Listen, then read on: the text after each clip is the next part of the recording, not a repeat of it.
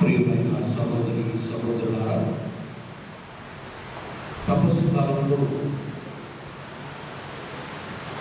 మంచి ప్రసంగాలు వింటాము. అలాగే దేవుని వాక్యము పరిపరి విధాలుగా మనల్ని ప్రేరేపిస్తూ ఈ విధంగా జీవించాలి, ఈ విధంగా జీవించకూడదు అంటూ కొన్ని విషయాలను మనం తెలియజేస్తుంది. తపస్సు కాలంలో మనం చేయవలసినది ఏమిటి? తపస్సు కాలంలో మనం చేయవలసినది హృదయ పరివర్తన చెందాలి అంటూ బైబిల్ గ్రంథం బోధిస్తుంది. హృదయ పరివర్తన చెందడము అంటే బైబిల్లో కొన్ని చోట్ల ఆనాడు పూర్వ నిబంధనలు కొందరు తమ దుస్తులను చిక్కుకునేవారు. అంటే మన నిరసన తెలియజేయడం, నీ పాపాన్ని దుస్తులు చిక్కుకోవడం. అలాగే బూడిదలు తమ మీద చదువుకోవడం. బూడిదలు చదువుకోవడం అనేటువంటి దాని చిహ్నం ఏంటంటే ఈ బూడిద మట్టితో సమానము, ఈ మట్టిలో కలుసుకోవాల్సిన వాడిని, కాబట్టి నేను ఇది ఇలా చేయకూడదు అన్న విషయం నాకు తెలుసుకోవాలి. అలాగే గోనె పట్టలు గురించి అని అంటారు. గోనె పట్టలు కాదు, గోనె పట్టలు మన సంస్కృతిలో మన సమాజంలో ఉన్నప్పుడు వారు ధరించేటువంటి ఆ పట్టలు ఎలా ఉంటాయంటే అవి మేక చర్మంలో చేసినటువంటి పట్టలు. మేక చర్మాన్ని ఎండబెట్టినప్పుడు దానికి ఉన్నటువంటి వెంట్రుకలు చాలా గట్టిగా తయారవుతాయి, సూది మరలాగా తయారవుతాయి. అటువంటి ఆ పంటను కప్పుకునేవారు. అంటే ఏమిటి? ఆ ముళ్ళ వల్ల కలిగేటువంటి బాధను అనుభవించేవారు. అది పంటను కప్పుకోవడం అంటే గోనె పంట కాదు. ఈ విధమైనటువంటి తపోక్రియలు చేస్తూ తాము చేసినటువంటి తప్పులకు అపరాధ భావంతో ఇలా సమాజంలో కలిగేవారు. అయితే ప్రవక్త అన్నాడు, ఇవన్నీ మంచివే, కానీ మీరు చుట్టుకోవాల్సిన దుస్తులుగా హృదయాన్ని లోన ఉన్నటువంటి మనిషిని మీరు సంబోధించి మాట్లాడాలి. బయట అప్పుడు బయట చేస్తాం మంచిదే, కానీ అవన్నీ కూడా లోపలికి వెళ్ళాలి. లోన ఉన్న మనిషిలో పరివర్తన రావాలి. అందుకే ఏషియా ప్రవక్త 1వ అధ్యాయము 16వ వచనంలో అంటారు కదా, మీరు మిమ్మును కడుగుకొని శుద్ధి చేసుకుంటూ, వాష్ యువర్ సెల్ఫ్స్. మీరు శుద్ధి చేసుకోండి. మనం బట్టలను శుభ్రం చేస్తాం, మరి మనం పోగొట్టాలి. అలాగే హృదయాన్ని అలా కడుక్కోమంటాడు, శుద్ధి చేసుకోవాలి. ఈ 40 రోజుల్లో దేవుడు ఇచ్చిన సమయం మిగతా రోజులను కూడా మనం తప్పులు అపరాధన చేస్తుంటే ఈ సమయం శుభ్రం చేసుకోవాల్సిన సమయం. అలాగే మీరు నా ఎదుట దుష్కార్యములు చేయకూడదు. దుష్కార్యములు చేయకూడదు అంటే చెడ్డ పనులు చేయకూడదు. చెడ్డ పనులు చేయమని ప్రోత్సహించకూడదు. చెడు అంటే ఏమిటి? ఇప్పుడు ఒకరికి చెడుగా మాట్లాడాలి, ఇతరులకు కీడు కలిగించే విధంగా ఆలోచనలు చేయడం, అలాగే అపవాదాలు చెప్పడం, ఇలాగా రకరకాలుగా దుష్కార్యాలు ఏదో ఒక హత్య చేయడం, మనుషులను ఈ విధంగా బాధ పెట్టడం, అటువంటి చేయవద్దు అంటాడు. అటువంటి చేయవద్దు. అలాగే చెడును విడనాడు, చెడు పట్ల విడనాడాలి, చెడు చేయకూడదు. సమాజంలో ఇప్పుడు ఏది చెడు ఏది మంచి అన్నటువంటి విషయం కూడా గుర్తించలేనటువంటి పరిస్థితులకు వెళ్తున్నాం. సమాజం అంతా కలుషితమైపోతాం. సమాజంలో అటువంటి బుద్ధికి అలా ప్రవేశించింది అని చెప్పడంలో శక్తి అలా ప్రవేశించకూడదు. అటువంటి సమాజంలో జాగ్రత్త వహించండి. దుష్కార్యము చేయవద్దు, చెడును విడనాడండి. మరి ఏం చేయాలి? మంచిని చేపట్టండి. అవన్నీ కూడా విడిచిపెట్టి మనం ఏం చేయాలి? మంచిని చేపట్టండి. మంచి చేయాలి. మంచి చేయడం అంటే సులభం, చెప్పేది సులభం. ఒకసారి మంచి మనకు అది కొంచెం కీర్తి కూడా కలిగిస్తుంది. అది మంచిని విడిచిపెట్టదు.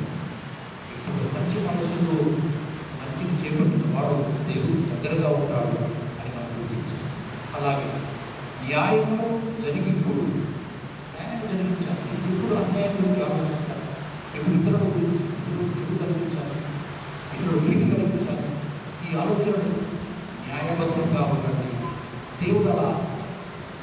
రోజున ఆయన బహుశా మన మీద కోపిస్తే గౌరవించుకుంటున్నాం.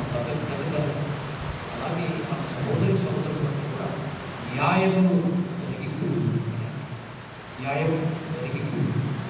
పీడితులను ఆదుకోడు, పీడితులను ఆదుకోడు. సమాజం వర్గాలుగా వేరుపడుతుంది. పీడితులు పీడకులు తటస్థంగా ఉంటాయి. పీడితులు అంటే బాధపడరు, రకరకాలుగా బాధలు పడుతూ నష్ట కష్టాలు పడుతున్నారు వారు పీడితులు.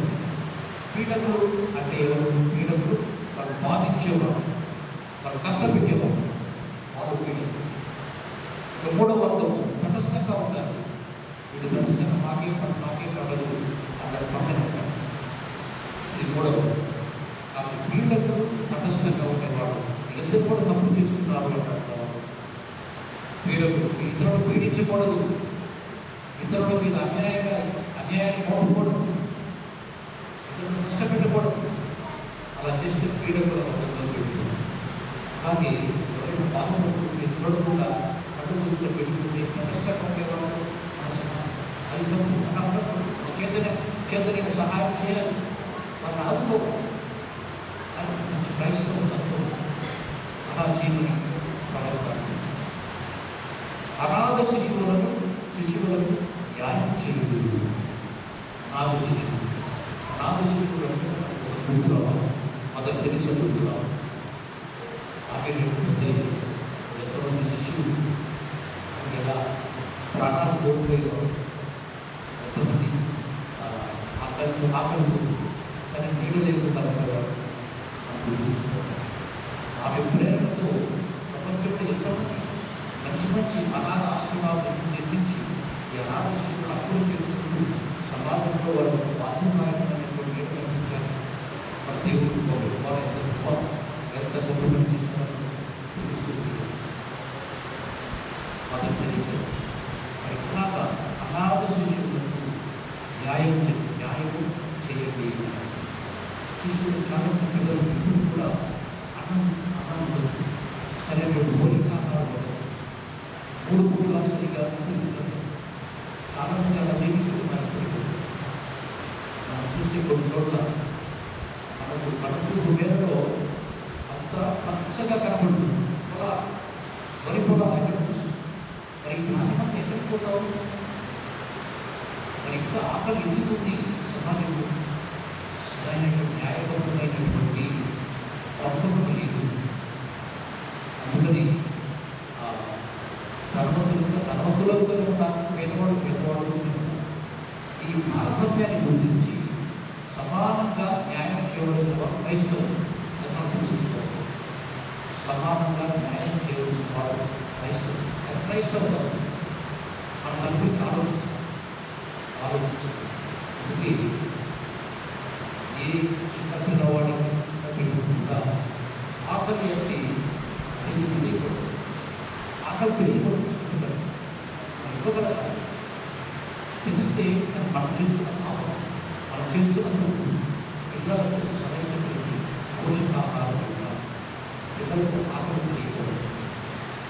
అలాంటి సమాజం కావాలనుకుంటూ అలాంటి సమాజంలో మనం జీవించగలగాలి.